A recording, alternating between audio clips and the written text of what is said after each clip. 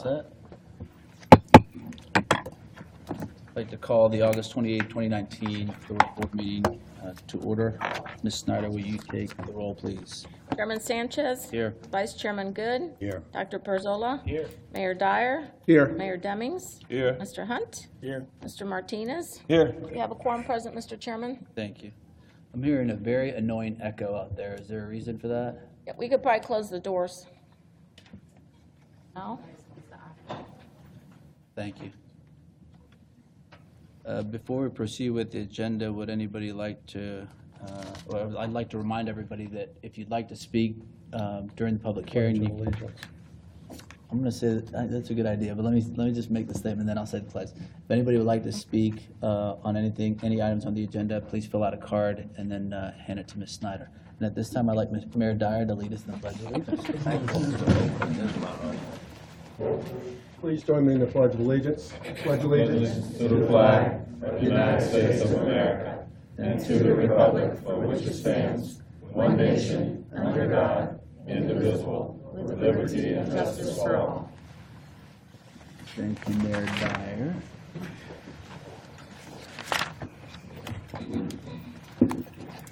Do I have a motion to approve the June 19th and July 17th, 2019 minutes? So moved. Second.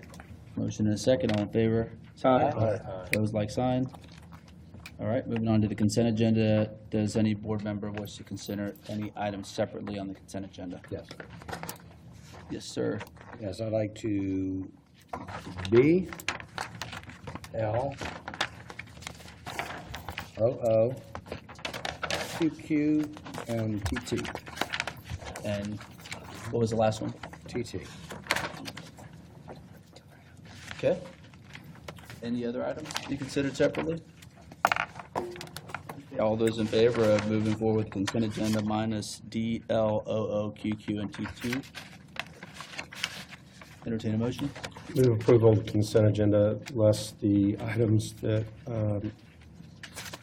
Board Member Good has requested to be heard separately. Okay, got a motion. Do I have a second? Second. All in favor, say aye. Aye. Opposed, like sign. All right.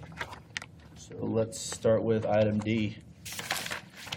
So the email that I sent to everyone Sunday night, per the email and per the discussions I've had with senior staff, I've been talking to McKenzie for the last 3 or 4 months, who's a great consultant for the airport, who's got absolutely fabulous world-class ideas, loves this airport. And I put forth a proposal on Sunday night. I actually sent it in, I think, several weeks ago to the CEO to have McKenzie come in and work with us as a team on best practices on procurement, concessions, and construction and awarding of those contracts to make sure that we've all vetted it, our ideas are vetted. We've got 5 out of 7 new board members here this year, and we're all learning as fast as we can. And McKenzie is a very respected company. We do this at JLL, have them come in at time at least stimulate the discussion. So the motions may be in backwards order, but I wanted to have on the agenda a couple weeks ago the McKenzie study, and it's a 30 to 60 day study. They can get in and do a deep dive.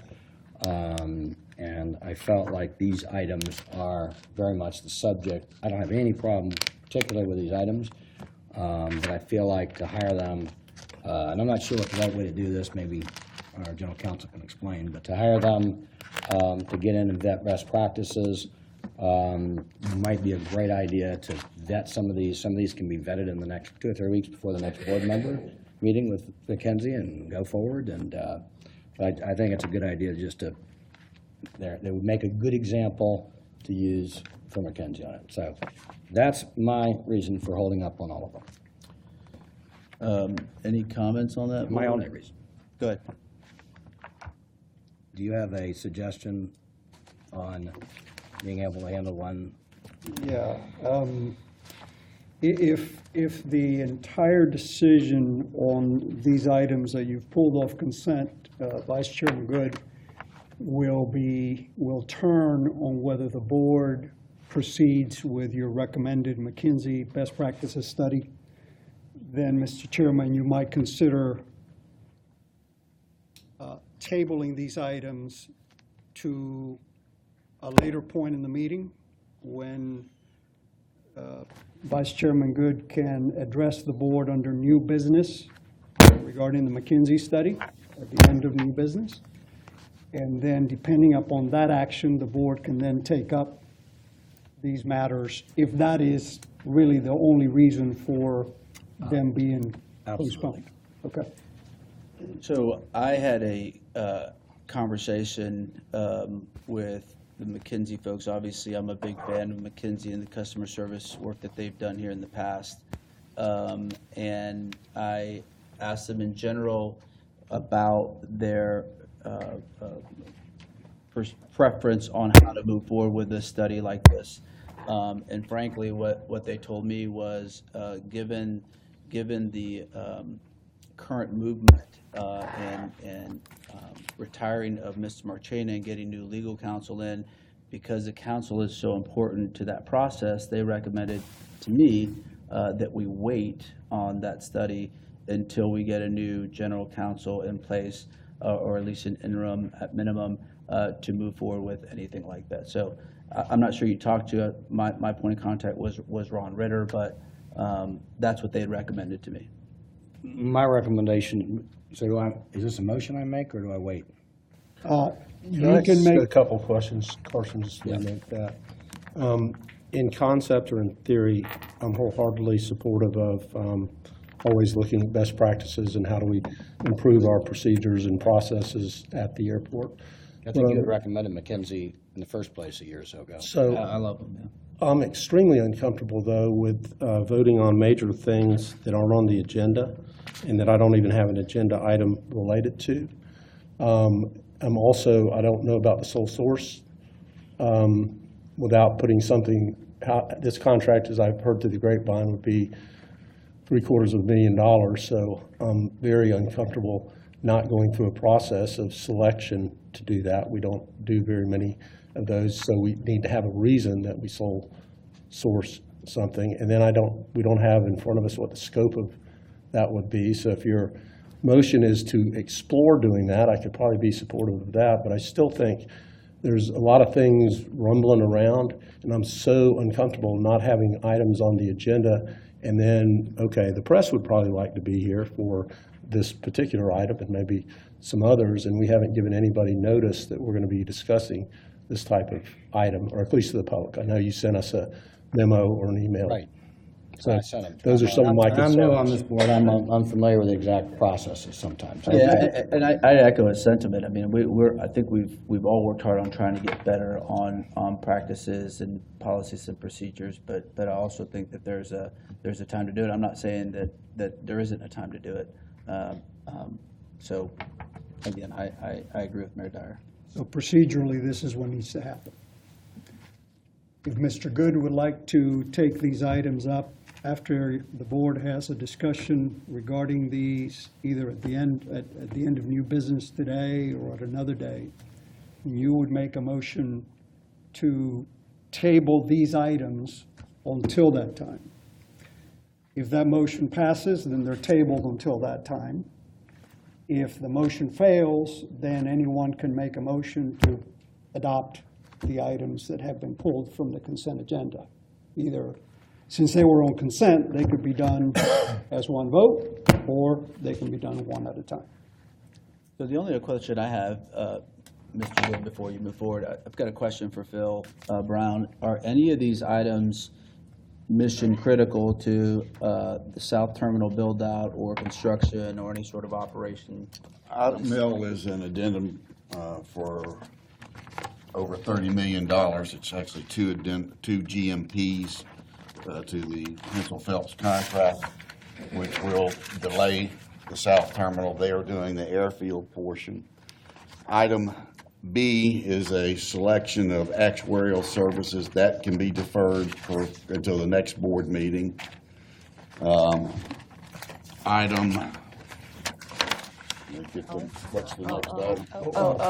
O is the janitorial service. No, I'm sorry, that's the personnel screening. That contract runs out at the end of September. You have an option to do an extension on that, but we've changed the way that we've managed that, and we've negotiated pretty good pricing on that service.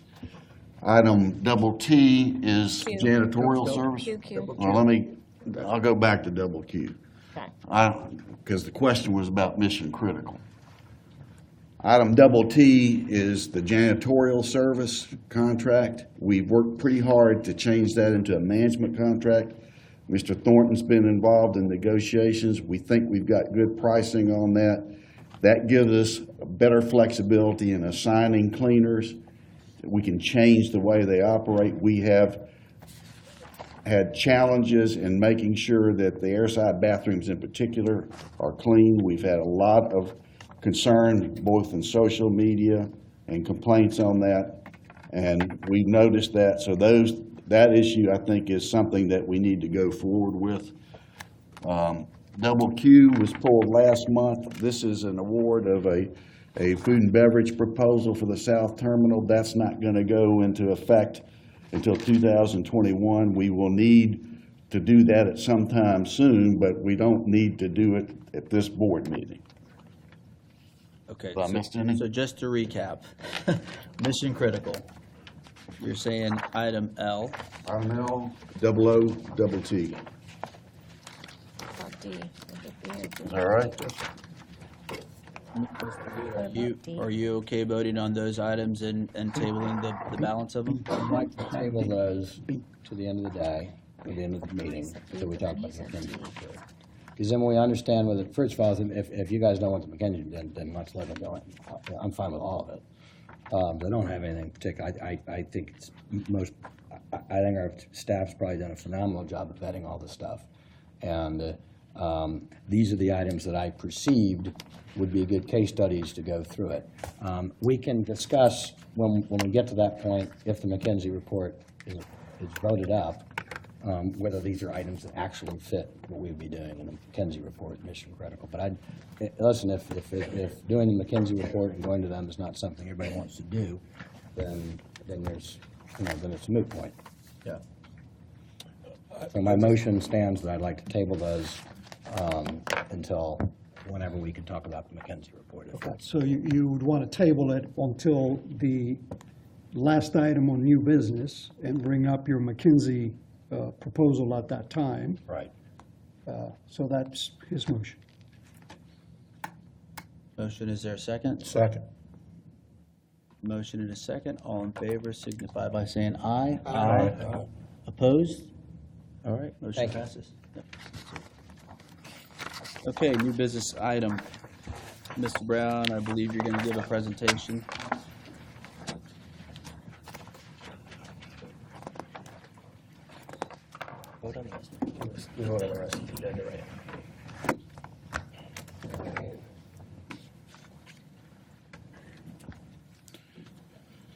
Thank you, Mr. Chairman, Mr. Vice Chairman, members of the board.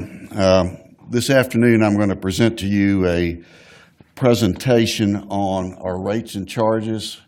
Just as a backdrop, we're one of a few airports that addresses airline rates and charges by resolution. If it's a city department, sometimes they do it by ordinance. Since we can't pass ordinances, we do resolutions. We have been doing this since 2013. This is the first time that we've changed the methodology to any significant degree from when we initiated the rates by resolution.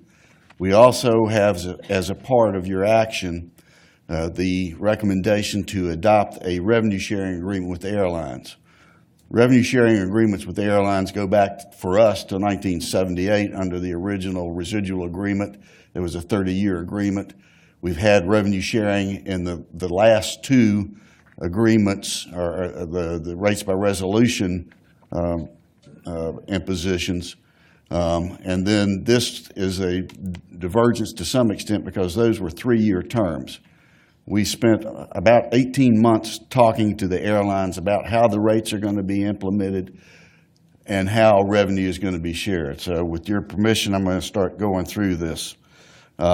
And again, these are the goals and objectives for the next 5 years. We're covering this period from 2020 to 2024. Again, a little bit of history on methodologies, residual, sometimes called the single cash register.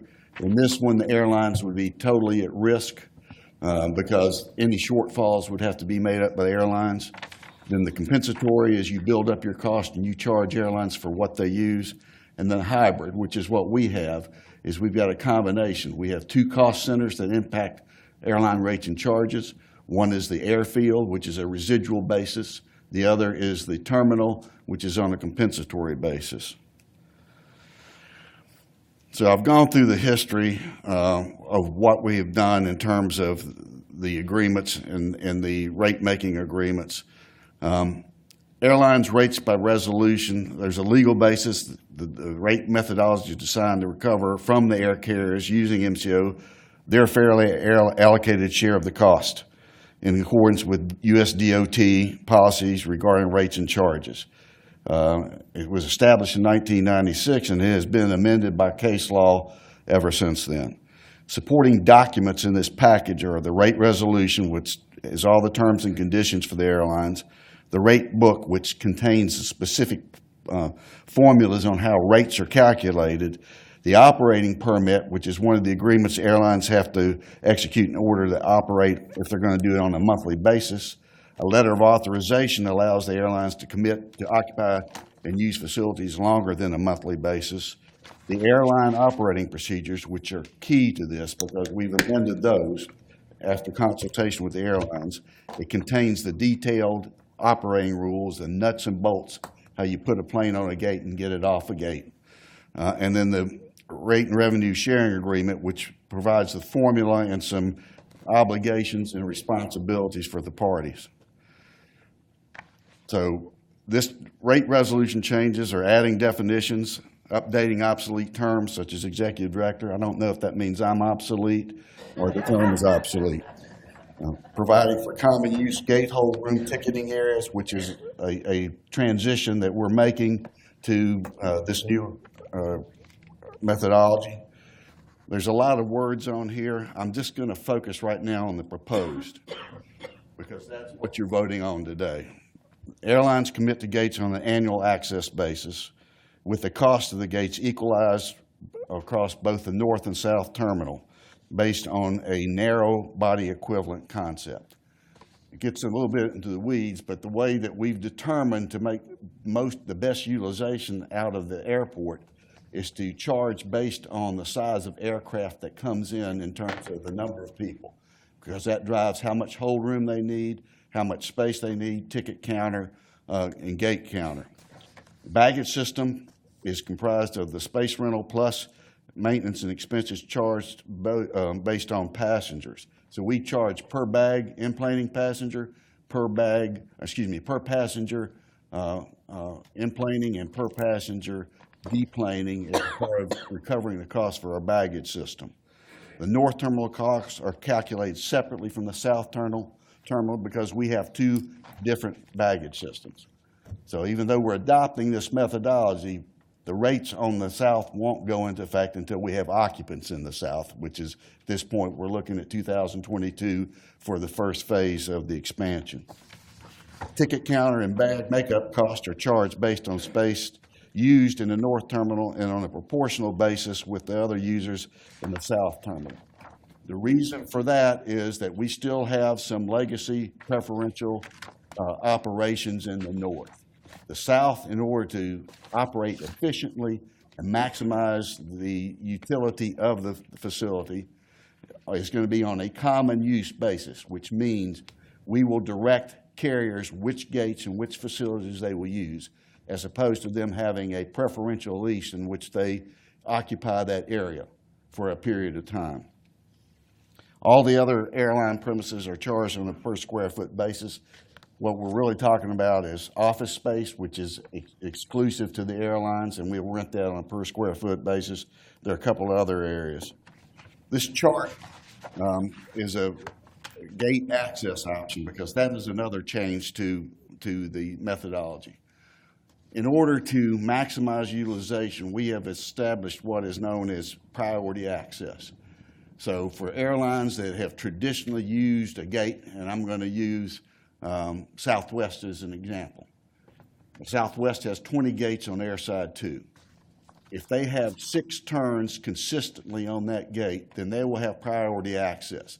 What that means is we won't try and move anybody else into a time slot and to utilize that, because they're utilizing it with the standards we're requiring, and it's very efficient utilization.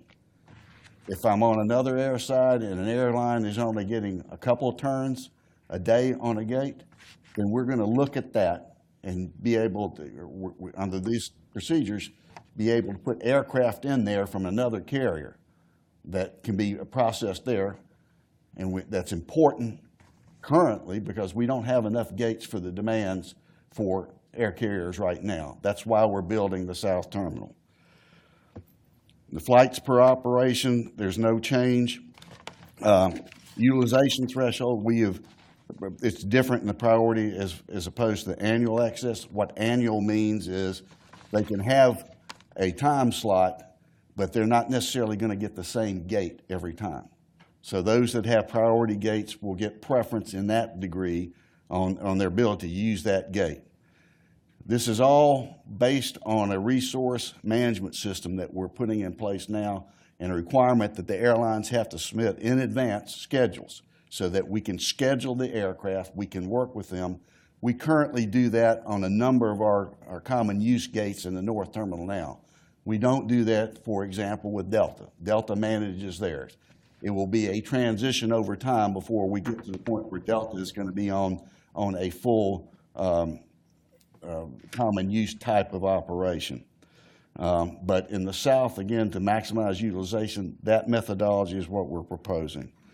The gate scheduled by authority, I've gone through that. Let me stop there. It's a lot of stuff. Is there any questions at this point on any of the methodology or concerns with any of the methodology? All right. The key to focus on this is the types of changes that we've had. So you see in the green that there are differences between the South and North Terminal. I've alluded to some of them. The ticket counter, as an example, is going to be on a per gate fee in the South, as well as priority access. And the ticket counter in the North is going to be on a rate, established rate per square foot. And so it's going to be on basically a real estate basis, an area basis. That will transition over time. So those are the biggest changes. The bag makeup, because we have 2 different baggage systems, there will be a facility fee if you're doing it on a per turn access. In other words, you don't have a letter of authorization or a commitment of 1 year or longer. And the annual access is going to be on a per gate basis. Again, bag makeup in the North is on a square footage basis. Some additional changes, all of which we have been discussing the last 2 days with the rating agencies in anticipation of our upcoming bond issue. There's an amortization charge which will include a 5% imputed interest rate on the opening of South Terminal for facilities that we put in place there that we fund. 50% of the allocable operation and maintenance expense, debt service, and amortization of the South Automated People Mover, that's the connection between the North and the South, will be included in the rates. At this point, because there's no airline usage in the South APM, we are funding that out of our revenues, not airline rates and charges. The third one is a key for the rating agencies, because this says that if our all-in coverage for all of our bonds is less than 130, we are able to charge the airlines to come up to a 130 coverage. And we've vetted that. The rating agencies seem to be pleased with that at this point. But that gives us some certainty if there's a downturn and we don't have enough money to make an all-in coverage of 130, then we can charge the airlines for that. That'll be done at the beginning year on a forward-looking basis. If in fact we don't need it, then there's a true up at the end of the year and they'll get rebated the excess over 130. The fourth is one that we really had to work hard with the airlines. There is $60 million in our CIP for terminal facility improvements. That ranges from moving airlines to the south to doing baggage improvements for airlines like Southwest to doing other improvements up in the north. We're going to have to, as we move airlines to the south, we're going to have to rebalance and we're going to have to fix up facilities of those vacated facilities and move airlines in. Their preference, we had proposed that we fund that over the excess revenues for a 2-year period. Their preference was to amortize it and finance it for a 7-year period, which is what we have done. And they seem agreeable to it, even though it will push up the cost in the out years because of the debt service associated with that. Revenue sharing is key. In order to keep peace and harmony, we've agreed that instead of the first $65 million of excess revenues, we will take $55 million. The airlines will get the next $10 million, and the remaining amounts will be shared on a 50-50 basis. You can see on the left, it was a little bit more of a complicated negotiation back in 2016. But again, we've got agreement from the airlines. We've done some things with the pro forma and our anticipated cost to make sure that there is a reasonable chance of revenue, excess revenue available to be shared. So to be eligible as a participating airline, you have to sign a rate and revenue agreement. The eligibility begins October 1st. We have already sent packages out to the airlines because it takes several months for them to work through their corporate process in most cases. They've agreed not to challenge the rate methodology because they have the ability under US DOT regulations to challenge to the Secretary rates, which would then trigger what's known as a rocket docket, which is we would have to respond to that in a period of 14 days on the basis that they believe the charges are discriminatory. So we've got that provision in there. Have to commit to use at least one gate and a related hold room for that period of time until the September 30th, 2024, when this agreement would expire. And the airline revenue sharing will continue to be allocated among the airlines by relative participating operating payments. In other words, you get a portion not based on your passengers, but how much you pay. These are some of the metrics based on the forecast and the forecast employments. I think from the debt service coverage, we are in good spot. We are very close, as you can see, in 2023 and 24 on the 130 coverage. It's just when you include the PSCs in there, which is what that all-in coverage means. And then the airline cost per plane passenger is going to go up. You can't build a $3 billion terminal and not have some costs go up. The good news for us is if we continue to grow, those costs will get allocated over more passengers than we're forecasting. But there will be a point in time, sometime it's hard to determine, when we will probably have to consider an expansion of phase 2 because we will be out of gates in the south terminal, phase 1 and the phase 1 expansion. So where does that put us? We are currently in the lower 25th percentile. We will be below the 50th percentile, but we are clearly going to increase our cost per enplanement. This shows where we are in comparison to some other airports in the country, and this is compiled from various official statements and rating reports that Lee Fisher has compiled for us.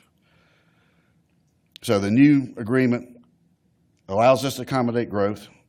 It continues to focus on the Orlando experience. It accommodates multiple terminal costs. It's added phase 1 expansion to provide an additional remain overnight and hard stand positions. So we've done in that phase 1 expansion some things to improve the utilization of the aircraft, moving them off the gates onto hard stands so that they can put the commissary items in, they can clean the airplanes, and you'll have gates available. And then it converts from assigning gates on a preferential use basis to gate access and priority access. This is a long recommended action, but it's what's going to be required. In summary, it's approve the rate resolution, approve the rate methodology as described in the rate book, which was attached, authorize the chief executive officer to approve and provide notice of airline rates and charges for future fiscal years that are calculated in accordance with this rate methodology, approve the form and concept of the revenue sharing agreement and any changes thereto not inconsistent with the resolution, approve the forms of the letters of authorization operating permit with reasonable changes as deemed appropriate by the CEO, authorize staff to develop, adopt, amend, modify, and implement from time to time such operational policies and procedures for the use and occupancy of the airport that are not inconsistent with the resolution, amend the 2018 to 2025 capital improvement plan by authorizing an additional $60 million of airport revenue bonds to finance the terminal rebalancing in lieu of cash funding, and authorize the redemption of the 2009A bonds, which was a technique we were able to utilize, will be able to utilize to produce a little bit more revenue sharing for us and the airlines. No, that's been a lot. It's been an 18-month process. I'm happy to try and answer any questions. Board, do we have any questions? Yes, sir. Go ahead. When you change the formula to a more simple formula, 1, 2, 3 points versus the other one's pretty complicated, is there an impact on projected income for us? Well, the projected income, the revenue sharing is, when you do the math at the end of the year, you got your revenues and your expenses. What's left over, the excess of revenues and expenses, we get to share. So that would be, if you think about it, it's not exactly, but if you think about it in the concept of retained earnings or fund balance, that's the pour over to the next year. We use our portion of it, the $55 million now, would be to do small projects, maintain the assets that we already have, because that's a pretty large, we've got a pretty large airport, and that there's wear and tear. We have, 150,000 friends and neighbors through here every day. Any more questions? I'll entertain a motion to approve this as presented. Move the staff recommendation. The first and second, all in favor? Aye. Opposed, like sign. Motion passes. Thank you, Phil. Thank you for your work on that. I know it was a lot. Well, it was always, there's always a team effort. There's some nights lost and some scars on some of us. All right, this time we have Ms. Sharma.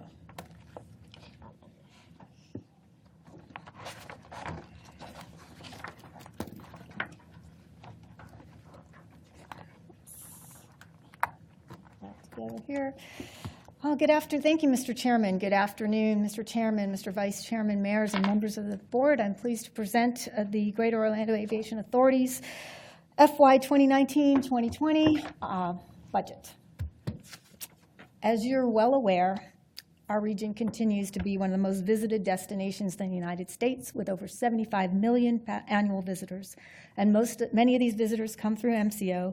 As you can see on this chart, we're expected to exceed 50 million passengers by the beginning of this next fiscal year. So this budget is a reflection on the activity that we've already experienced, plus the projected activity resulting from regional job growth, couple companies, Publix, Holiday and Vacation Club, Luminaire Technologies, just to name a few, which will create over 2,000 jobs in the coming year. Our expansion from our themed attractions is also expected to stimulate passenger growth.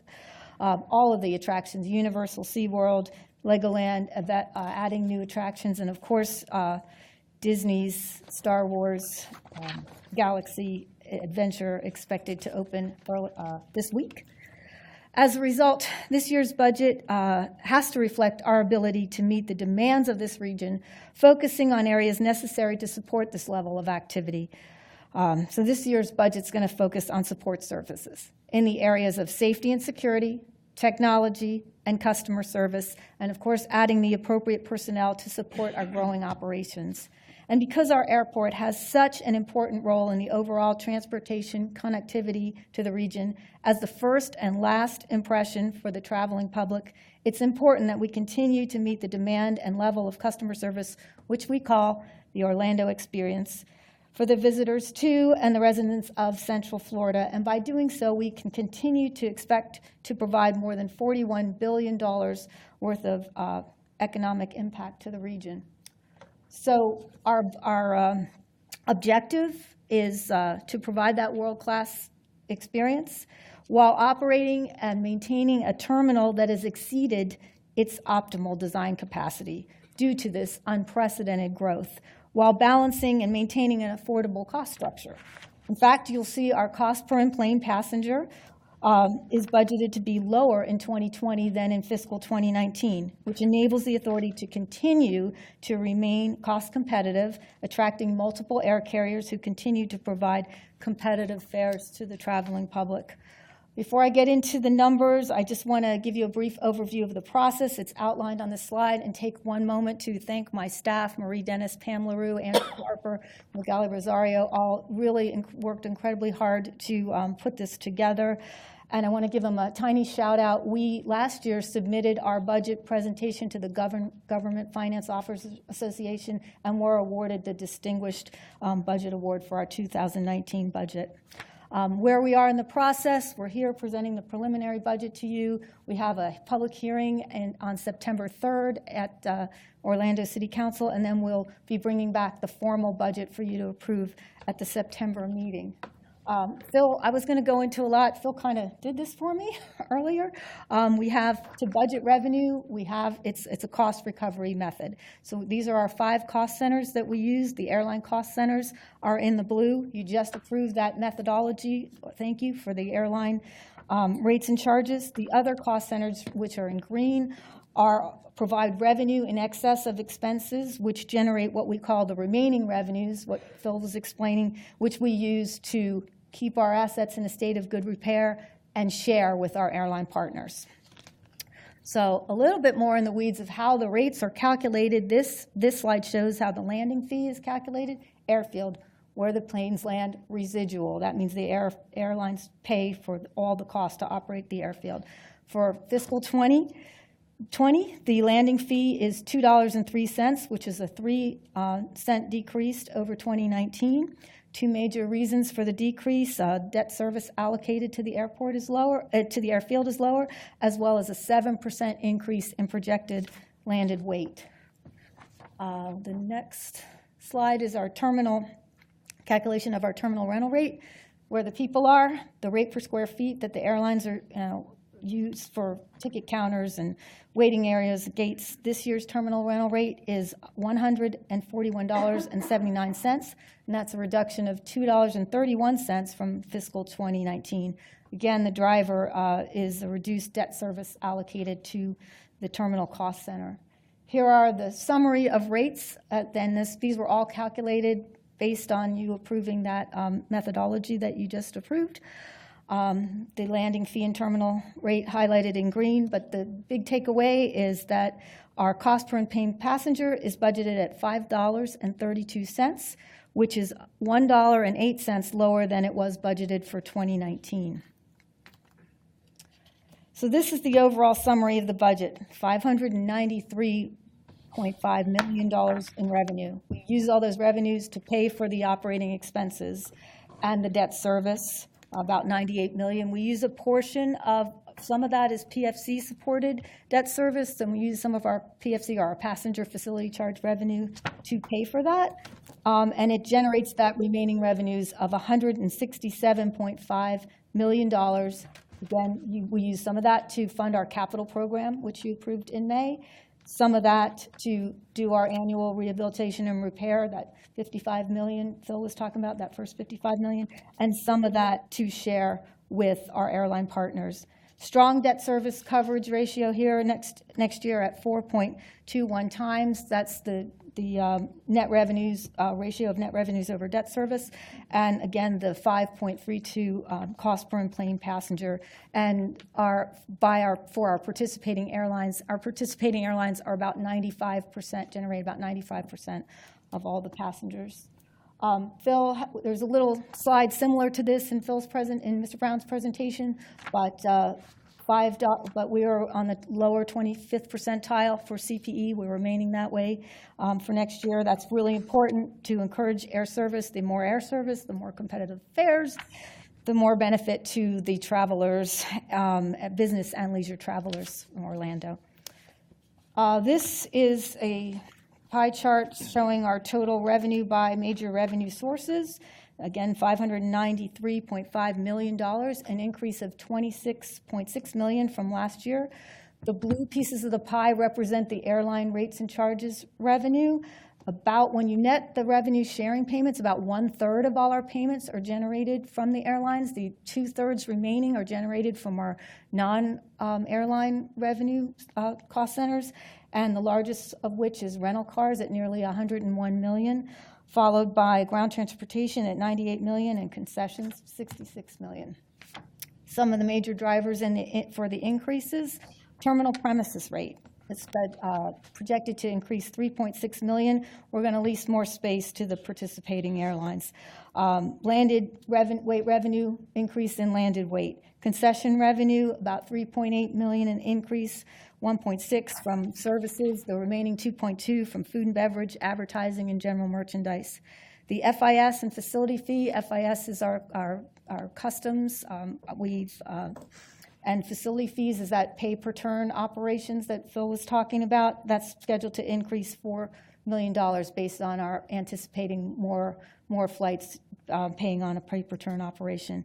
Ground transport, and so those are the big, I guess the big one though, ground transportation, $6.7 million forecasted to increase.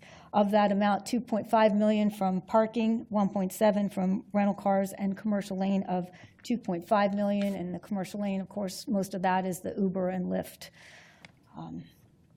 This is a pie chart of our expenses, $350 million, an increase of $22.9 million over the prior fiscal year. Our largest cost is personnel, followed by professional services, and then maintenance. Some of the big drivers in expenses. Really, the reason for most of these can be explained into those two words: unprecedented growth. Since 2014, we've grown at average of 7% per year. To continue to provide that J.D. Power award-winning customer service, we really need to increase the number of people in many of our service contracts in order to meet the needs of the passenger demand. Other professional services is projected to increase $6.1 million. In that number, we've increased Customs and Border Protection 559 program for the officers overtime, so we can pay more of that. We've also added secure area monitors to increase the safety patrols. Also some increases in IT and project oversight. Management contract, big increase there, $2.4 million, has to do with our shuttle bus contract. We've added more drivers and more buses to meet the needs for the employee parking lot and our passenger service lots. And then janitorial, projected to increase by $1.7 million. There was a little bit of discussion earlier on that too. We need to increase the times between when we police our restrooms. So we've provided for that, as well as provided for the cost to retain the people in order to do that. These are our personnel requests for FY 2020. Over 75% of them are in the operations and security area, again, added to accommodate increased operations and our growing passenger demand. These next two slides, at $41 billion in economic impact to the region, we are a good community partner. And the next two slides outline the list of entities that we have community partnerships with. This is the list for the coming year. We have also outlined the associated benefits to the airport. And I'll just give a second. And I know you've been provided this already. We also make sure legal counsel reviews to make sure that the associated benefits are appropriate and documented. Next, we turn to Orlando Executive Airport, the Orlando's original airport. It's also managed by this board, but the funds supporting this airport are totally separate from Orlando International.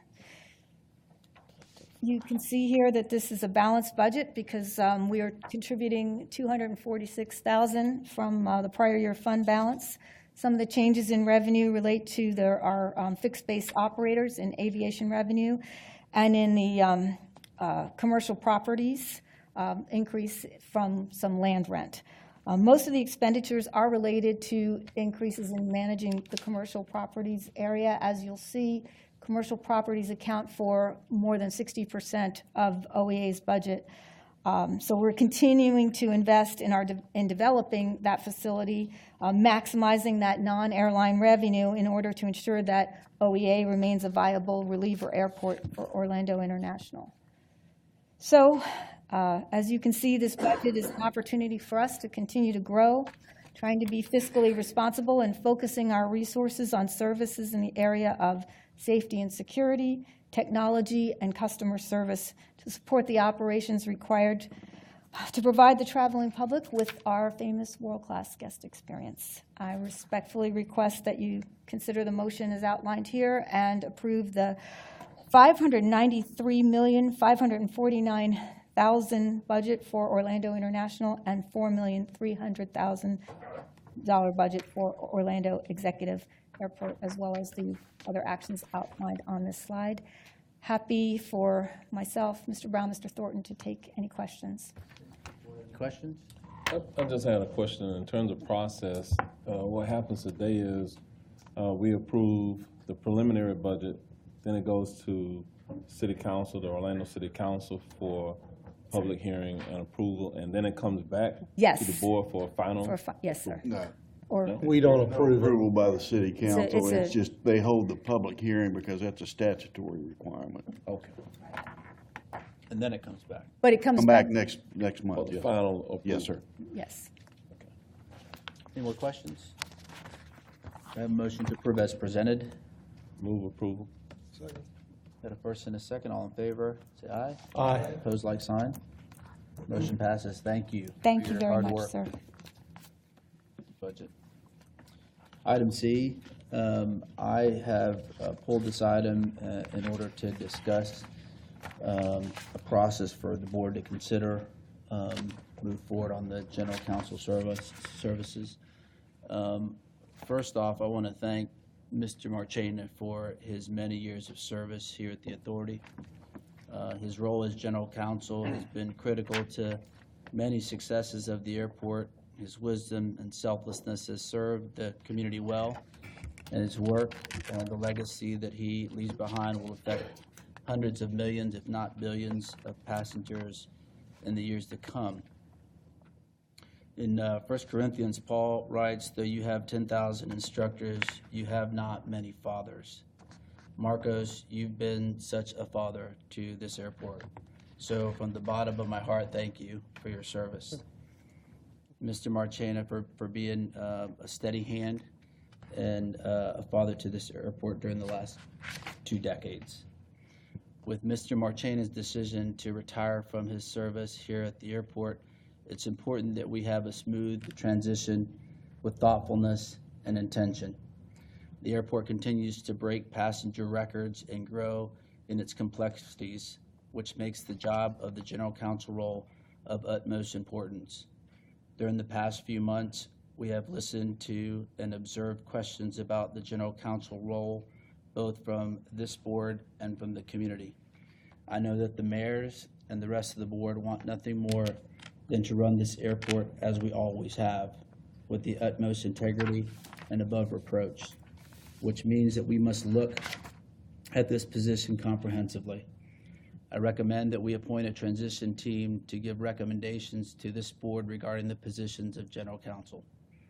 The transition team will evaluate the reporting structure of this role and evaluate current best practices of the role, including but not limited to procurement and concessions, as well as how legal work is issued and reported to the staff and the board.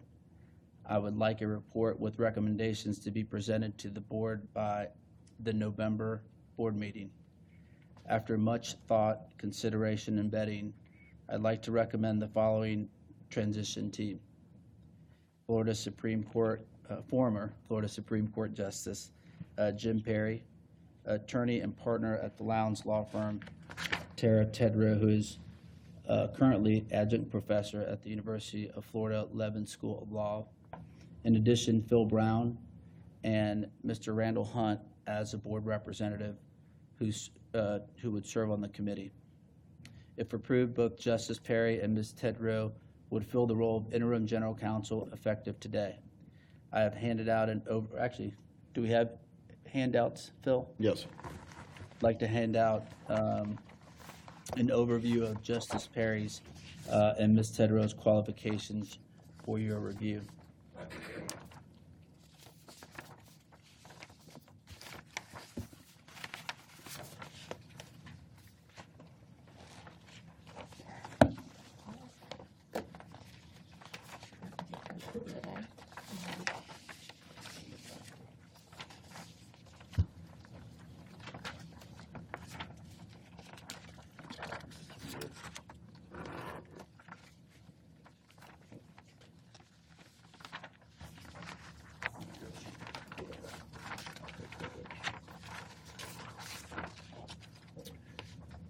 Thank you, Phil. With that, I would entertain a motion to establish a transition committee comprised of former Justice Jim Perry, Attorney Tara Tedrow, Randall Hunt, and Phil Brown to provide a report with recommendations on structure of general counsel to the Aviation Authority, as well as a review of procurement and concession procedures as directed by me, the chairman, and to authorize Justice Perry and Ms. Tedrow to serve as interim co-general counsel effective upon signature of an engagement letter, and this would happen for the next 6 months. Move to approve. There's a motion. Question. Yes. You need a second, sir, before you can. take Motion and a second. Or a motion. Anybody second? Second. Second. All right. Questions? Would the proposed individuals serve individually, or would it be any law firms that they're associated with be part of the? It would be their law firms, is the way I'm. And I guess the second part of the question is, does either one of the law firms that they may be associated with, are they engaged in any other contractual relationships with the airport or providing services in any way? Great question, and I asked our counsel that, and there is nothing, no conflicts with both the firms and with the individuals. The firms are not engaged in any kind of contractual relationships with the airport? To my knowledge, sir, they are not currently representing either the attorneys or the law firms currently representing any party in any either negotiation or adverse litigation capacity with the authority. Okay. Mr. Chairman? Yes, Could you sir. break down, you went pretty fast. I'm sorry. What is going to happen here? This group is going to do what? Do a best practice study of how we go about picking the next general counsel? That's right. They would come in as an interim general counsel. They would look at our best practices for procurement and concessions processes. They would bring recommendations to us on how and to whom the new general counsel would report to. In other words, an example is they could recommend that counsel reports to Phil, maybe reports to us, whether it's an outside counsel, an in-house counsel. So they're going to look at all of that and come up with best practices and make recommendations for us. So that's essentially the motion. So is there any other I mean, you said you did a lot of research.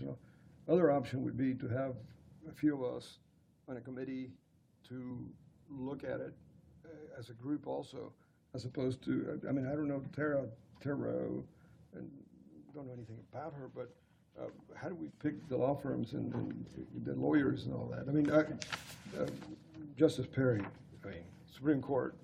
Don't brag on him too much. Oh, there you It's right there. I mean, And I've known actually, him, I've practiced. Ted Rowe is here as well, so. Okay, because frankly, Obviously, I know Justice Perry's reputation as a lawyer, as a judge, as a justice, and, I mean, I know him well. Yeah. But I just not real sure about the process of what we're doing, or what the committee is actually going to come back to us with best practices, and then we're going to appoint a search committee of this board to look at the general counsel, or how's that going to work? Well, correct me if I'm wrong, but I think what I'm hearing is that they're gonna go out and do reconnaissance, exactly that I'd suggested in the McKenzie report, in fact.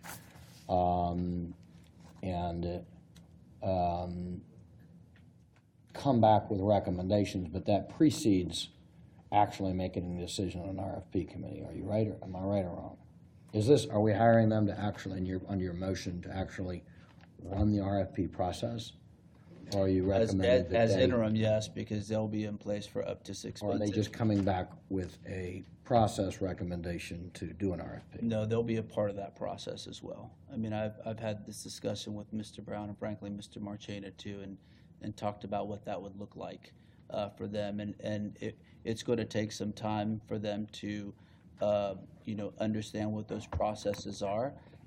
Don't want to stop progression of airport and business, which was a critical thing. But during that time, they'll be looking at best practices. And frankly, that might be the time to bring in McKinsey and look at all this Right. stuff. So, Well, but if they're the general counsel, then, can the general counsel sit on the RFP committee? I mean, if they're RFPing, I would imagine that they both make great full-time permanent general counsels. Are they gonna sit on the RFP committee while they go through themselves? So, if it's to come back and make a recommendation as to what an RFP should look like, to me, that's a simpler mission. I think it's going to be a multitude of things. I don't think it's just one looking at one process. As you well know. My point is the recommendation to come back with law firm A, or is it to come back with, we think you ought to go do an RFP on an in-house general counsel exactly like Mr. So which is it? Is it the actual RFP process that you're asking us to vote on, or is it simply that they There is come no back with RFP process here, so we wouldn't be asking them to vote on an RFP. We would be asking for RFP process. or to be interview approved. lawyers? Yeah, so we'll be asking them to come through with a procedure and a recommendation on what sort of attorney we should be hiring, whether it's in-house, whether it's, Okay. third party, whether it's reporting to the board, a chief, general counsel, whatever that looks like. We want to get those recommendations and let them look at best practices across the board and come to us with a recommendation. At that time, we can decide to put out an RFP on whatever that looks like. Okay, so it's not to actually do an RFP, it's to go explore It's to various figure out best different, practices. various different options of how we could mix and match or come up with a good long-term thing. And if they decide they want to be in that RFP process, we can pick an RFP committee later and run that. That's right. Okay. And Mr. Hunt, if he agrees to be on that board, he'll have, some input on what that looks like. Absolutely. Mr. Chairman, let me just say from the very outset that I've known Justice Perry for, 30 years. I met him singing in his choir at his church when I was running for legislature in '92. So I have the highest regard for him, and likewise Tara. But I have the same issue that I have what Carson brought up. This is an agenda item that's supposed to be discussing whether we would consider having the position of chief legal officer, and you're talking about paying, right? This is a procurement. Yes, because it'd So be we're talking now about hiring people, and we don't have that on the agenda. I'd feel much more comfortable having this discussion at the next meeting and actually let the public know that we're thinking about hiring new lawyers. And then the other thing is, I thought Marcos was staying to the end of the year. Did we make some decision at some point that this is his last meeting? Well, I looked at Marcos's email, and I had some chat with him. I think that the way I interpret Marcos's email is he would like to not be, he would like to focus on a lot of other things. He is welcome and available, but I think that Marcos would, and you can speak for you, but I think that he would prefer to be, he would prefer to move off the dais, continue doing a lot of work for us, but he's available as long as we like him, is that right? And I think we need him for a long time. Mr. Chairman, may I? So, Mayor, when I submitted my letter giving the board until the end of December, my thinking was that the board would go out and go hire somebody to replace me in a short amount of time. In having independent conversations with a couple of board members, I think there is some question among board members as to which path to take, whether to go in-house, whether to continue to have an outside law firm. And it may take longer than through the end of December to achieve that. Thus, the suggestion by Chairman Sanchez that perhaps the board would go to an interim for 6 months, I think your motion included, that would give the board adequate time to do that. I'm available to stay, but I'm also happy. I don't want anybody to think that, you know, I'm trying to hang on or anything like that. I've made my decision. And when the board says you're done, I'm ready to be done. No matter what, we want and need your continued help. Thank you. I don't appreciate you volunteering. I guess, and, you know, you're my friend, so think I'm that not the going to be RFP disrespectful. Let me just say one more thing, though. I mean, it's apparent that this has been talked about for some time because the candidates are here in the audience. I asked them So- to be here. Okay, which is fine, but I'm just saying, we ought to have an agenda item that tells the public, we're about to hire some counsel to do this and pay them money over the course of the next 6 months.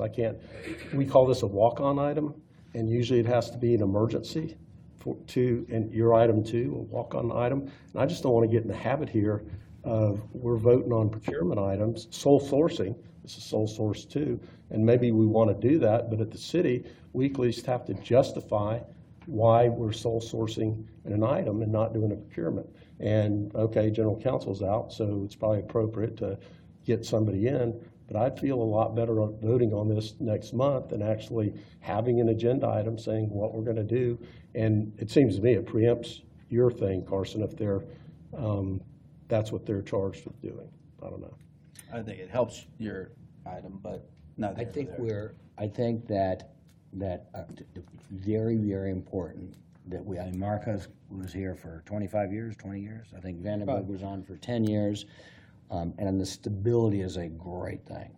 So I think it's very important that we go through the real process, the right process, to really think about long-term, the right way to do this. And that's exactly what this. I don't think that's possible in a week, a month, 2 months. So I think the idea of, I think it's a process that people go out to the studies, we only have meetings once a month. So I can understand the desire to go ahead and get an interim person in, because I don't think that we can wait 5 months or 6 months to get the right person in there. So an interim general counsel, I get it. Let me make another suggested amendment. And if the motion, don't have to like the amendment, but if the motion passes, then the amendment is, and I have every respect in the world for Justice Perry. Should we pass the motion before we do an amendment to see if You have to, He goes first. Okay. right.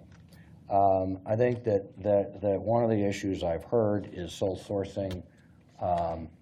Nelson Mullins is already, they're already a counsel, they're already contracted, they're not sole sourced, they can expand or contract their level of work very easy. I would like to discuss an amendment, if sole sourcing is your concern, that Nelson Mullen come on as one of the 2 temporary general counsels with Lowndes Drostick. Justice Perry, I would want Lowndes Drostick to hire Justice Perry for consulting work to work along through this process. I think he's fabulous. I think that Justice Perry should be intimately involved in the selection of the next of our process, and he's on that committee. There was a third item here.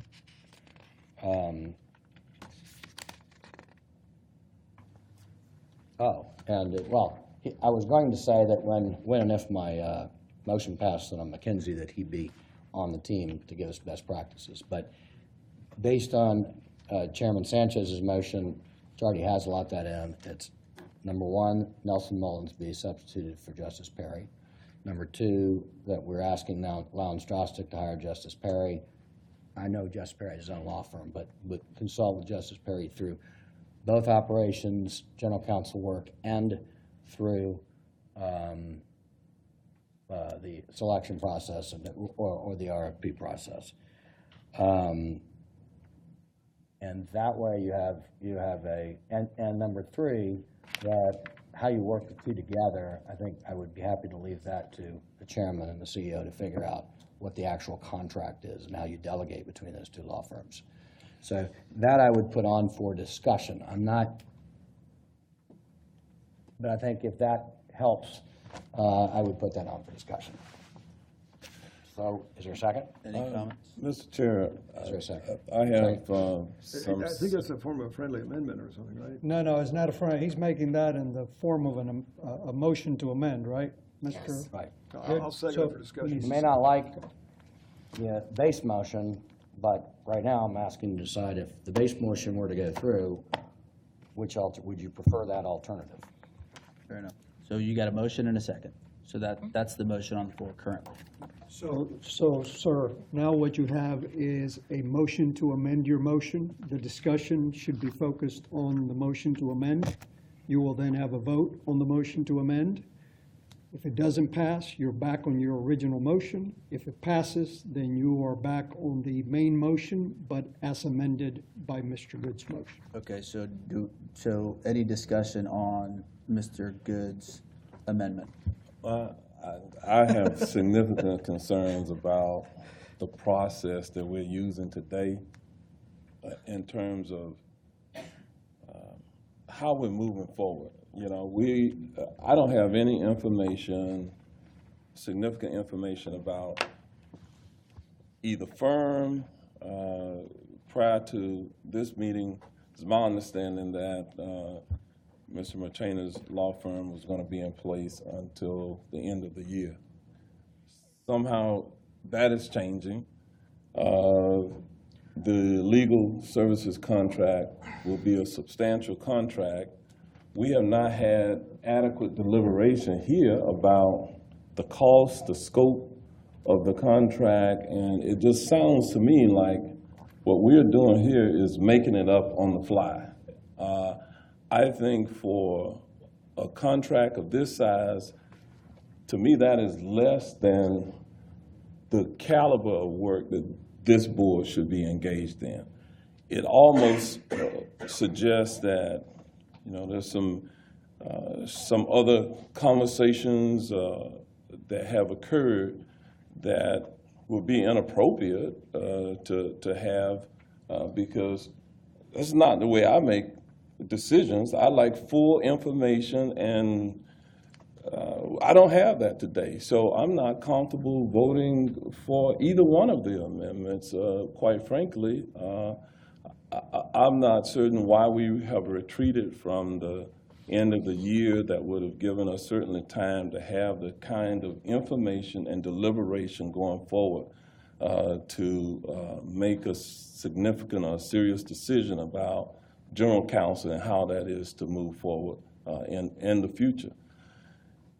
This audit, if you will, is something that you know, I'm hearing being sprinkled into this because of perhaps some concern about the awarding of previous contracts, but yet we are suggesting here without any process, you know, we will take the word of an individual board member that this company is good or that company is good.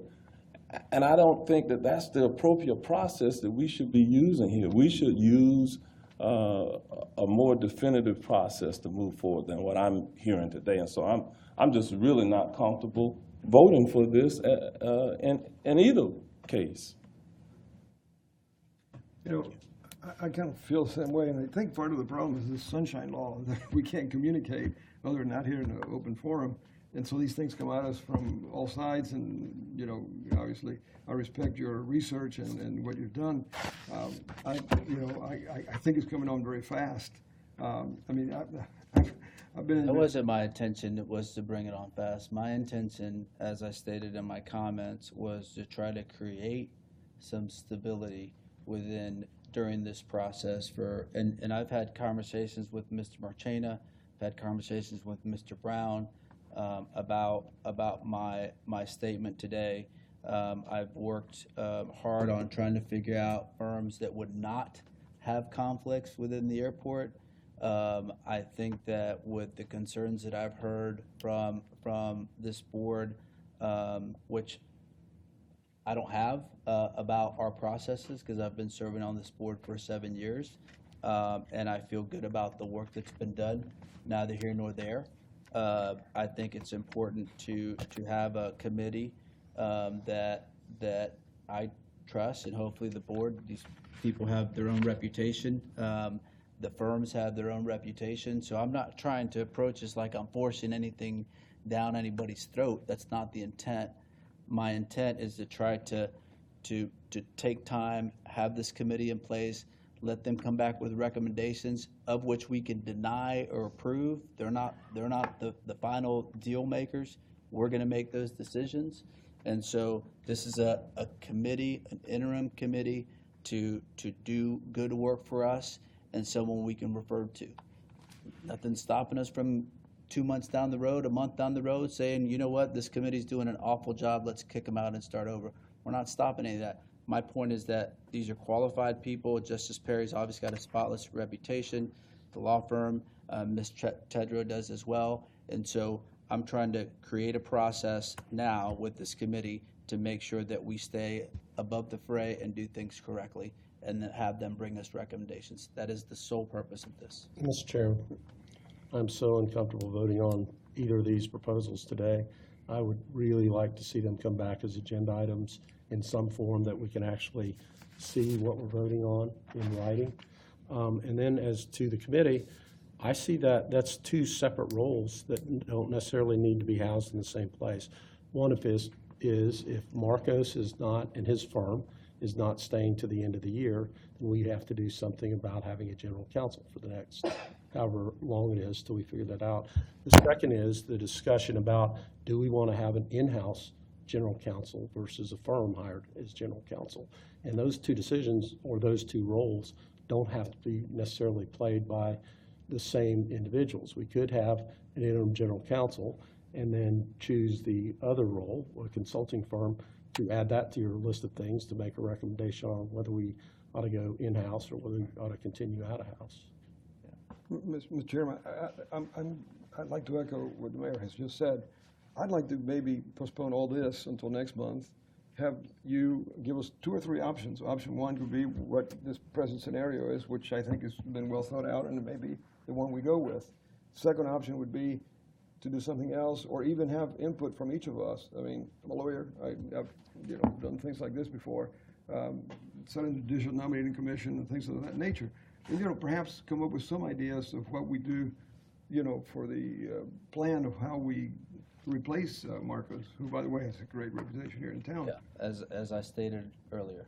And all these contracts have been voted by the board. It's not like they've slipped under the table or anything like that. So I'm not as concerned about what's happened in the past because they've been voted by the board, and all the board members had access to make a decision. So my suggestion, based on what the mayor just said, is for us to table all these motions, wait a month, add any other items that any one of us may want to suggest as a scenario for replacing Marcos, and then come back next week and have a month to think about this. And I mean, it's a big deal. He's been here 25 years. Yeah, and again, let me reiterate, this transition committee would only be temporary. It wouldn't be like we're making a decision forever. It would be a transition committee that would help give recommendations to us about how we should move forward. So that's. And that may be the best plan. That may be the best plan, but this is, again, because of the sunshine law, these things have come on to us very fast. And I would love to just have a month to think about it, make any suggestions any board member would want to make to you as to another plan. Not to say that this will be probably the one that we would all like, but just give us a chance to think about this before we vote on this. So my suggestion would be that, and I would move to table these two motions, if that's appropriate under Robert's Rules of Order, table these two motions until next month in the event that there are other items that we want to add to your motion. I think you have to ask to table my motion first. No, sir. He can. Tabling takes precedent over the Yeah, motion. motion to on the table takes precedence, so that motion would have to be, and you have a second. Okay, so we have a first, we have a motion and a second to table these items. To a specific date, I believe I heard you To say. the next board meeting. Next board meeting. So let me make a statement or Well, discussion. do we want to vote on this item first? I think the motion to table is debatable, but let me, Yeah, let me check. I was registered. Yes, the motion is debatable, so if there's debate on the motion, you can have it. And Mr. Good just informed me he's a registered parliamentarian. I believe so- years ago in college. I appreciate I was you on the telling us debate that. team. And I remember it about as well as sometimes my Spanish. So I believe that I'm not going to be able to, in 3 weeks, tell you, have any better idea whether I think it ought to be an in-house general counsel or a third-party general counsel, or what the criteria should be in going out and getting a general counsel, or whether it should be some combination. I think those are all really good ideas, and I'm just starting to think about that. But there's corporate governance, there's a lot of examples out there, and I haven't, and I have a full-time job, so I don't think I can be able to weigh in 3 weeks. I might be able to, and I do believe that we'll need an interim general counsel before we're going to be able to get clearly to that decision on a replacement general counsel if we do it right. So I don't see myself, maybe I learn fast, but I don't see myself being really comfortable with even putting the RFP together on what kind are we looking for the next few weeks. So I could vote on an interim, so I just want to let you know before you vote for that tabling, I'm not going to know any more on that issue in 3 weeks than I know now. I'll know more, but not enough to make a decision on whether we should go with a pure in-house general counsel, if that's what you're talking about. I don't think that that's what we'd be voting on. We'd be voting on whether to use this process with a committee. We'd be voting on whether to hire the consultant that you have suggested, or we'd be voting on something else that maybe one of the other board members would like us to consider, that not knowing we were going to have this discussion today, I hadn't given much thought to. So right now, the motion on the floor is that we table the discussion altogether. We have a first and a second. All in favor of tabling it signify by saying aye. Aye. All opposed? Nay. Do we need a roll call vote on that? All right, let's start from over here. Hold I on, vote in favor of the motion.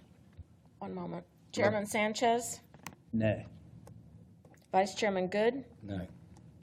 Dr. Perzola. Mayor Dyer, Yes. Mayor Demmings, Yes. Mr. Hunt. Mr. Martinez, Yes. the nays have it. So that motion failed 4-3. You're now back on the motion to amend. Okay, so now the discussion is your amendment to add Nelson Mullen to have, I'm not sure we could mandate Lowndes hiring Justice Perry, but to ask, and then, I think that's all it was really, right, those two? Was that your, those two were the amendments? It was Include Mackenzie in the process. have Nelson Mullins be the co-counsel. It was to recommend Lowndes hire the services and help of Justice Perry. And that Justice Perry is particularly involved in, whether it's hired separately or internally, whether Justice Perry is particularly involved in best practices, all the other things that you had, and figuring out what a good scenario would be. Okay. Would you restate the motion? Because I can restate the initial motion, and then Mr. Good can restate his amendment. So the motion would be to establish a transition committee comprised of Justice Perry and Ms. Ted Rowe, Randall Hunt, and Phil Brown to provide a report with the recommendations of structure general counsel for this authority, as well as review procurement and concession procedures as directed by me, and to authorize Justice Perry and Ms. Ted Rowe to serve as interim general counsel, effective after they sign their agreement For 6 months. for 6 months, up to 6 months. That's the initial motion, and then your amendment is to, I think if I have it right, is to add Nelson Mullins to that team. Well, no, it's substitute Nelson Mullins for Justice Perry in your motion. Okay.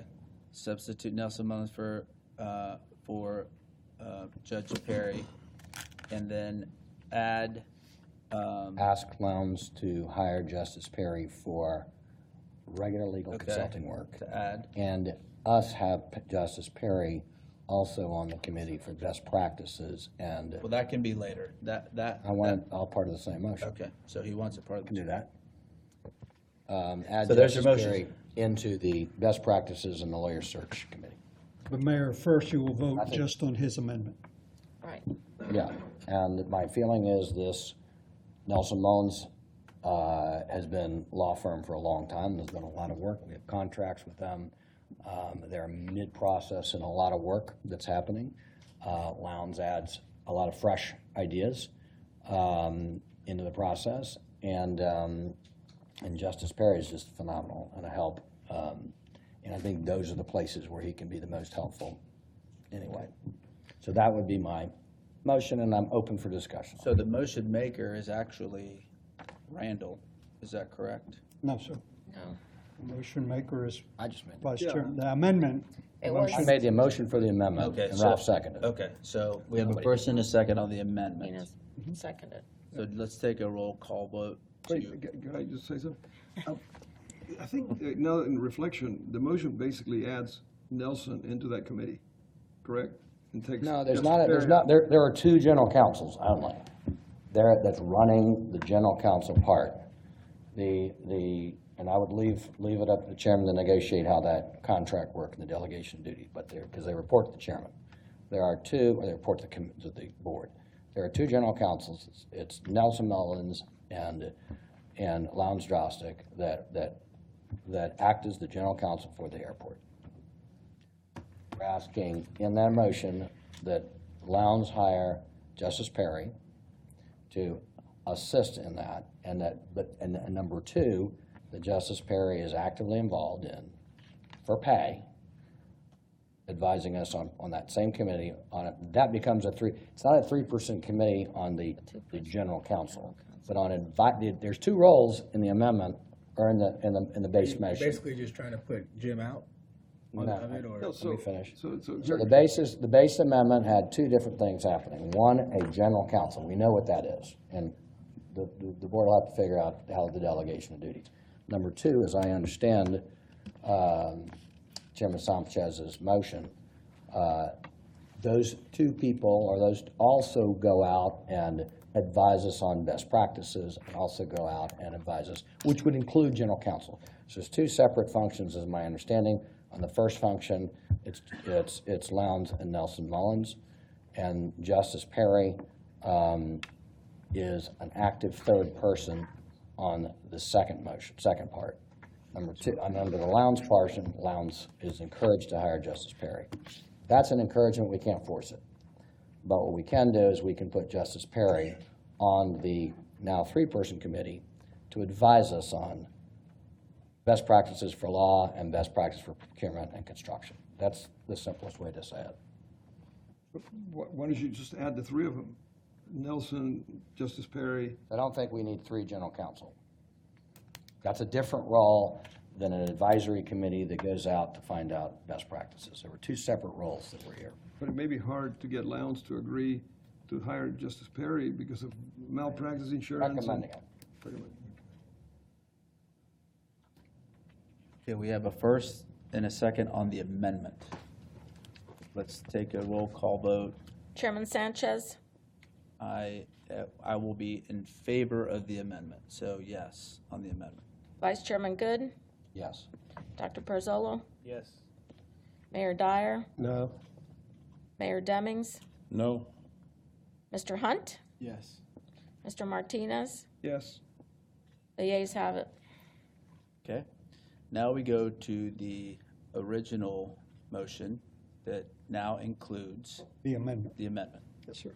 So there's a first by Mr. Hunt, and there's a second by Dr. Perizzola. Any other discussion on that? At what point when we talk about the costs, you know, there's been, it's almost like we're writing a blank check here. What are the parameters in terms of the costs of this, if this passes, in terms of the engagement So, of the firms? so that would be something that Mr. Brown would take up as far as signing an agreement with the firms and the airport. And he would have the authority to fully negotiate that agreement with the law firms. Can I make a suggestion? Sure. I don't know if that's part of your amendment or not. But the general counsel is going to reports to the board. And I kind of like the idea of Phil having his own general counsel. But is that not really something that you should be collaborating with the CEO on as the chairman? I'm happy to collaborate with Phil on those contracts. Not that I don't think Phil would do a great job, but the general counsel's got to, I mean, one of the main duties of the general counsel is to advise the board. So, and I like the dual advising idea. I like it a lot, but I heard about it 3 days ago. So are you going to bring something back to the board with some dollar figures attached to it? No, you would just be giving Phil and I authorization to negotiate with those, with the Do general. you want to bring the counsels. contract back to the board for approval? I can bring it back for ratification, but I don't want to hold up the signatures of that. We're setting a lot of precedent here. We've never voted not to set rates in a contract and just let it be negotiated. We've not hired people without giving notice to the public that we're going to hire them. Hope this isn't how we're going to conduct business in the future. And it seems like you're usurping the authority of the full board here in that process. And I think that's a slippery Well, slope. that's certainly not the intent. My intent is to try to move things forward the best way possible. So The why intent wouldn't you is to bring try- it back to the board? Well, the intent is to try to get a committee so that we can move forward. It is just, as you have seen, we've got to move forward. I mean, we've got to move forward with our general counsel. We've got to move forward and progress as a board. I've been a part of this board for the last 7 years. I would never try to usurp anyone or anything, particularly the processes here at the airport. I know that all have reputations to protect, and we want to do the right thing for the airport, as I made in my statement. So that's not the intent, Mayor. The In the intent, last 7 years, you voted on any contracts that didn't come before the board where the amount was undetermined?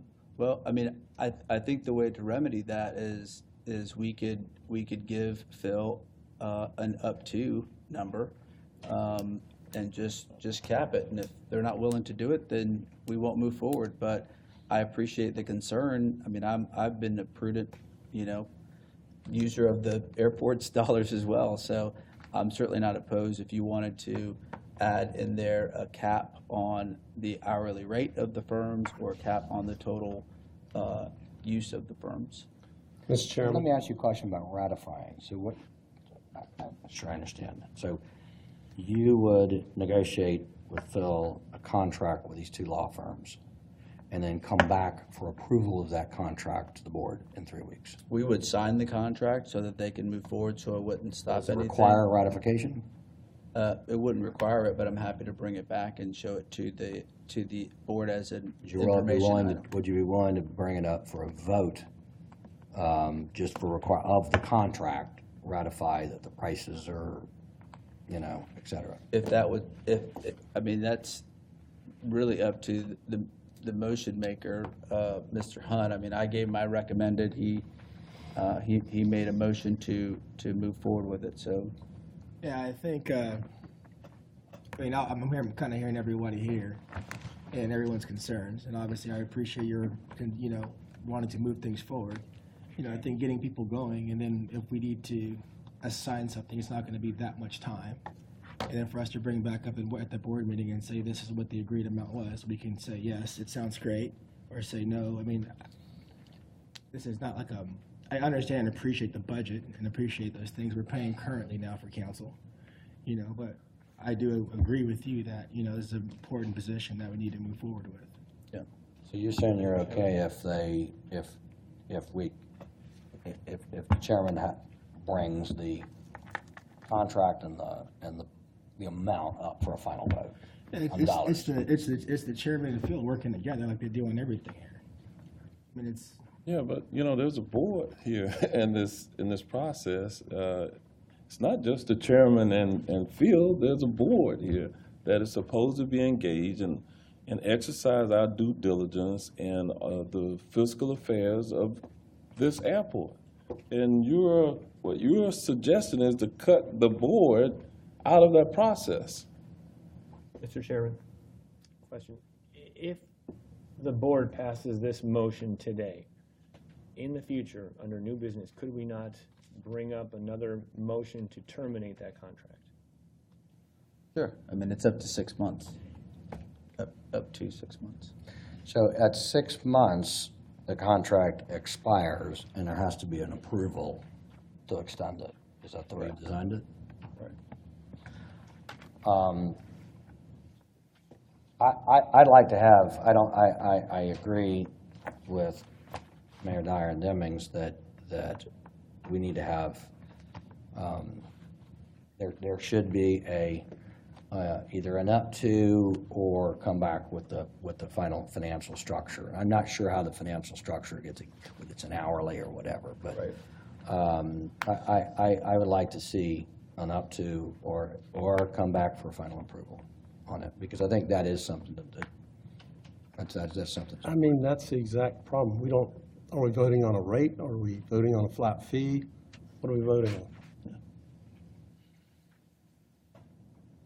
So I think to move forward, we have a couple of choices Is it a tonight. semi-amendment? It's in your, we can either put a cap on an hourly rate for these firms, or the board can give Phil and I the authority to negotiate with these firms on rates and then bring that agreement back to the board for a vote. I prefer the second one, because I'm not sure, once you get into the two working together, the delegation, Justice Perry, I'm not sure that we can figure out exactly how that works. I mean, so, that's what I prefer. I don't know if that's a. Mr. Hunt, do you want to amend your motion as such? That's fine for me. You need approval from the second. Does the second approve? Can you restate that real quick? So he wants to, they want to amend the motion so that the transition committee agreements will come back to the board to be voted on next month, along with the fees and everything else. That's fine. So we have a first and a second. Okay. So is it a ratification vote, Mr. Chairman? No, it's a full vote. Or is it an approval? So it would an not, they would not go into effect Right. until next month, once they're approved. That's correct. I'm fine if it goes to effect on an hourly basis, but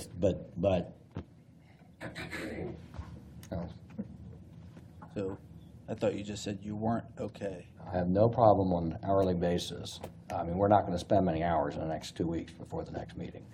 And if that's what helps get things started, because I know you said you wanted to get it started, that's what I was listening to.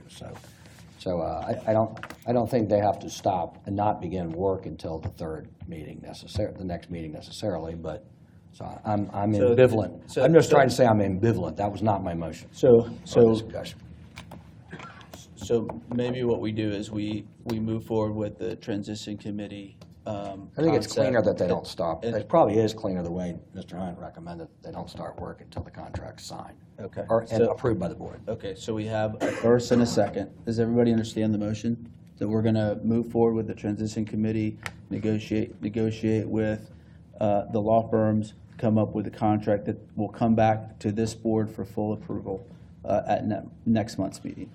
Mr. Chairman, I'm going to vote against this, but I want to be very clear, it's not on the substance, that I think the attorneys you've mentioned are qualified to do the work, but this procedure we've used is unprecedented in the time that I've been on this board, and you know it is, in the time you've been on the board as well, and this really didn't have to be done this way. It could have been discussed and then voted on in 30 days, or it's not even 30 days. When's our next meeting? 3 weeks.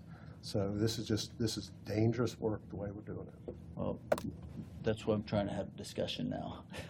I mean, we're Well, under, we're voting on it we're now. under sunshine law. We can't have a discussion about it. I mean, But we're that's it. voting on unnoticed, walked-on items.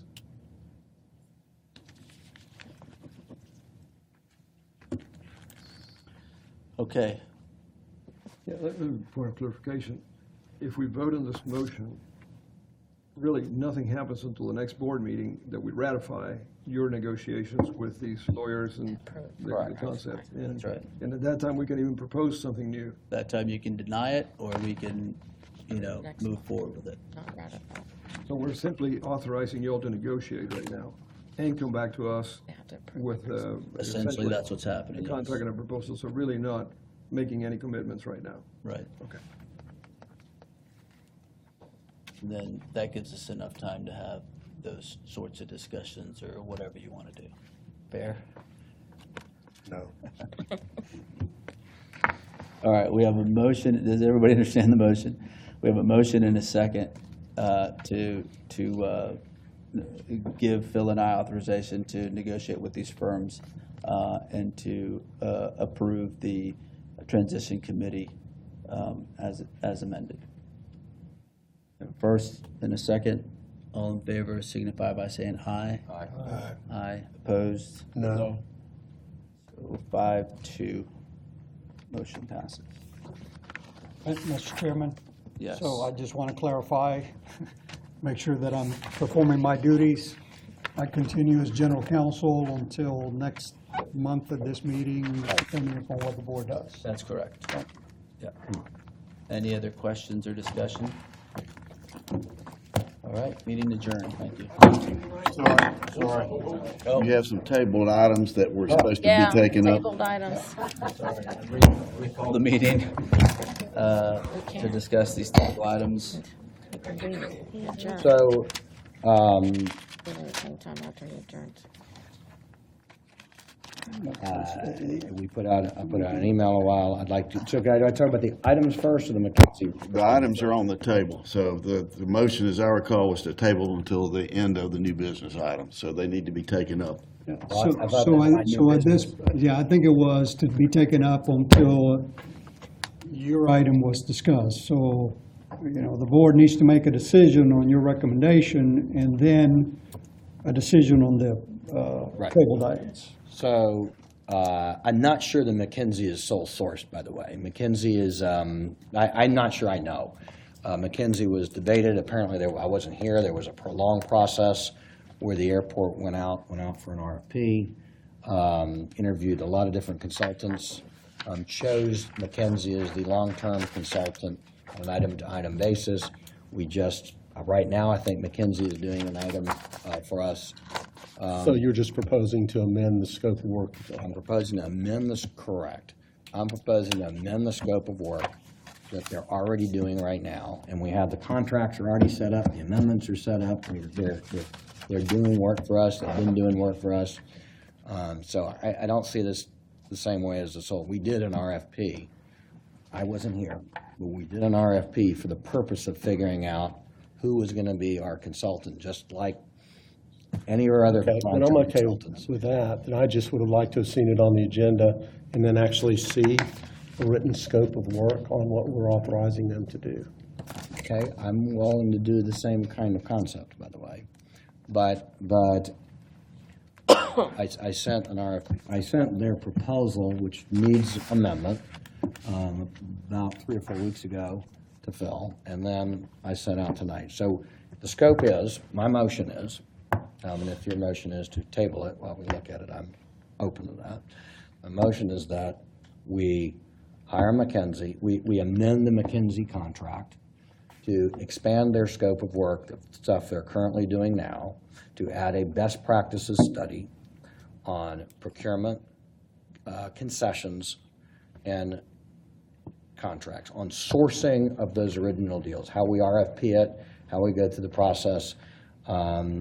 They'll meet with staff, they'll spend extensive time, the same way as they do the others, with individual board members, and compare how it might be done in Hong Kong or Atlanta or wherever. And they may very well think that we're doing the very best practices right now. I think that other staff or other board members may have ideas they put in. I think it's a great, healthy process. We do it at our own company frequently. I know I've talked to the Disney guys, they do it at Disney themselves. And they have, and it's done crossing their hotels to other hotels. Well, how about if we do it the right way and have staff draft it up as an agenda item and we vote on it next week? Next month? Next Let me add my whole amount motion. And if my motion is A, that best practice is done. B, that somebody has to manage, what I do believe is somebody has to manage the consultants, because otherwise the scope either creeps or it doesn't get, it's got to be kept managed. So I believe that a board member should manage the process. And I'm happy to be that board member. I am happy if another board member, if we want to nominate some other board member to do it.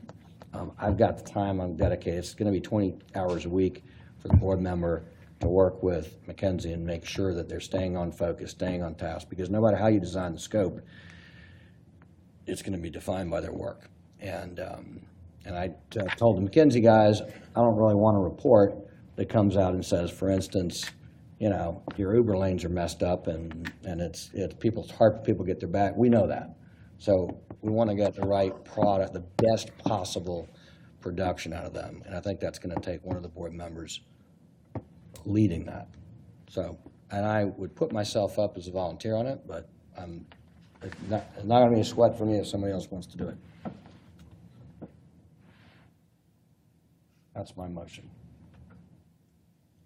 So your motion is to amend the McKinsey contract. Right, best Basically. practices. Anything else? Then how about the, Need to discuss costs, sir. Yeah, it's going to be approximately, I believe the one that we just got them started on in the last meeting is $293,000. $295,000. $295,000, and that's the last scope. These are going to be approximately $250 each for the three concepts. Again, Carson, I don't have a problem with it, except doing it as a verbal motion. I don't see any harm to your motion. Are And you making a motion to table it? What would you like to do? I would like you to write it up as an agenda item so that it's made public and we know what we're actually voting on, all the details. I know you I asked 2 weeks explained ago it. that it be written up as an agenda item, and I sent it out by email, It's and not in the agenda.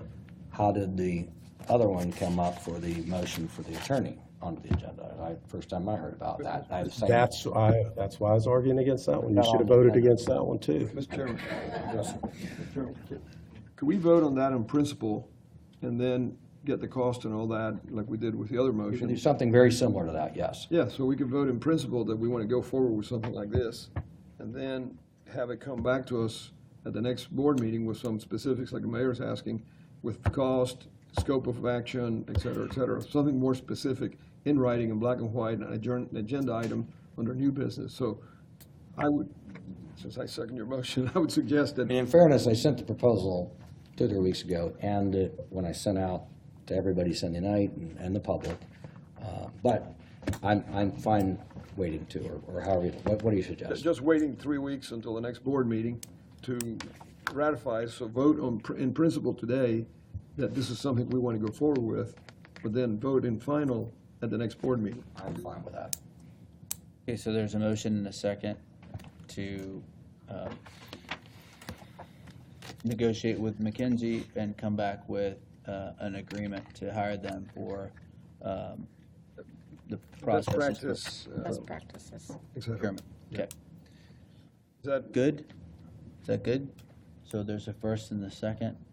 All in favor signify by saying aye. aye? Aye. Opposed, like sign. No. All right, motion passes. No. Passes 5-2. All right, any other business? You have the tabled items that now must be taken up, sir. So I would like, go ahead. You're asking?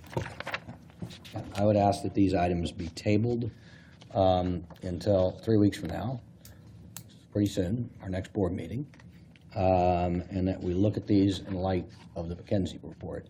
And by the way, I can talk to McKenzie about, or anybody can, about how mission critical they are with it, but I'd like to table these 5 items that I outlined until for 3 weeks to the sign on at the next meeting, pending what the decision is on the McKenzie report. On these mission critical items that Phil had suggested that we need to move forward on, which was L, OO, and TT. My motion was to table B, L, OO, QQ, and QQ, and TT. TT. Right. So For the next I won't be supporting that motion to table them. I'm okay with the other items, but not the staff recommended mission critical items. So happy to support you, but not on the mission critical ones. So you got a motion. So you've made a new motion, sir, to table these items until, I made a motion to table them for Next- 3 weeks until next the next meeting, and they could be and joint. is there I a just wanted to second? do it in light of the McKenzie Was there a report. second to that motion? So there's a motion to table these items No until next second. week. Is there a second? I'll second it for the purpose of the discussion. If they're mission-critical issues, I mean, would it delay the South Terminal? You know, could we know a little more about why we're calling them mission-critical? That's why I asked Phil Brown, our executive director, about which one of these items would be mission critical, and he outlined L, double O, and double T.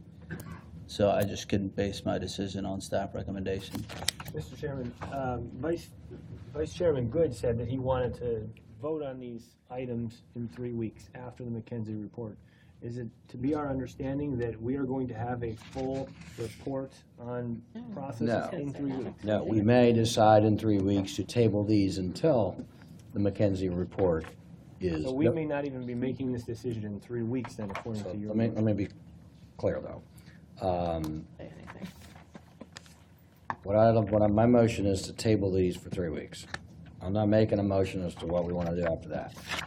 I'll tell you that my thought is that once, my hope was the McKenzie would come through today, we would begin the process. And we can vet every one of these in a couple weeks. And it comes out in 3 weeks. And so my motion now is to table it until then. We may decide to just vote on them and approve them at the same meeting that we approve the McKenzie report. But what I'd like to do is table them at least for 3 weeks. I won't be supporting that motion table, and I think we should move forward with these mission critical ones. One quick question. Yeah. On the mission-critical items, is 3 weeks mission-critical? Yes, sir. I'll try to state as clearly as I can on the Hensel Phelps Amendment. That is part of an ongoing construction process related to the South Terminal. We delay action on that, we're going to be subject to claims for delays. Is there a reason why you don't want to move forward, where we're tabling the ones that are mission critical? I'm just curious. Don't know whether they're mission critical or not. I don't feel like 3 weeks makes it, but I'm put it on the floor, I made the motion, and Okay, so there's a People motion. can- Is there a second? There was a second. Mr. sir. Martinez. Martinez has already Second for seconded the discussion. discussion. Second you to table these could, you first. could amend that to only table 2 or 3 of these, or does that come later? If somebody, that work? somebody wants to, they can. But I'm not hearing that anybody wants to, so. Yeah, so we're voting not to table them. We're voting to table. So which ones would you be willing to? I don't want to table any of them, but particularly not the mission critical ones, which is L, double O, TT. If you'd like to amend your motion. How do you feel about tabling all of them for 3 weeks? I'm just listening to Phil, and on the advice of Phil, if he thinks there's things that are mission critical, I think that's important for us to listen to. Okay, so which ones, Phil, did you say of mine that are not mission critical? I mean, I'm not trying to slow There were you. two that I thought could be delayed that are not critical, time-sensitive as the others. That was B, which was the selection of an actuarial for our benefits programs, and QQ, which is the item that you pulled last month and reviewed on the food and beverage package 3. That's for the South Terminal concessions. The concessions won't be going into place until 2020. Well, you'll have to start in 2020. There comes some construction issues related to that, but that could be tabled for 3 weeks. Okay, I would amend my motion to those two items. At least those are two items we can run and have a case study with McKinsey if everybody decides McKinsey's in. Again, I won't be supporting the motion to table any of them. So there's a motion on the floor and a second. But now the motion's been amended. Are you accepting the Yeah, amendment, that's sir? what I was gonna say. The I second don't has to believe that accept- those items are at all mission critical. I think they're important, and they're most likely are then So- great. so Most there's- likely I'll vote for them eventually, but I've studied those items. I don't believe they're mission critical. Okay, so there's a motion on the floor to table item B and item double Q. Is that right? Correct. Okay, motion and a second to table those two items. All in favor signify by saying aye. Aye. Opposed, like sign, aye. No. No. Okay, all right, yeah, no. So mine was a no. I don't want Are you still to on the table phone? this You thing. know. So it fails 5-2? Is that right? Now you're looking for a motion to approve those items or some other motion regarding those items. Motion to approve those items. Second. All in favor signify by saying aye. Aye. All opposed, like sign. All right, motion passes to approve those items. Anything else, Mr. Brown? We have a hurricane coming, sir. So we're going to start with a meeting this afternoon. Everybody needs to batten down the hatches and get ready. The latest forecast indicates that it could have some impacts on Central Florida this weekend through Monday. Anything else, Mr. Martina? No, sir, thank you. These are gonna be fun minutes. Mission not accomplished. No, this is too hard.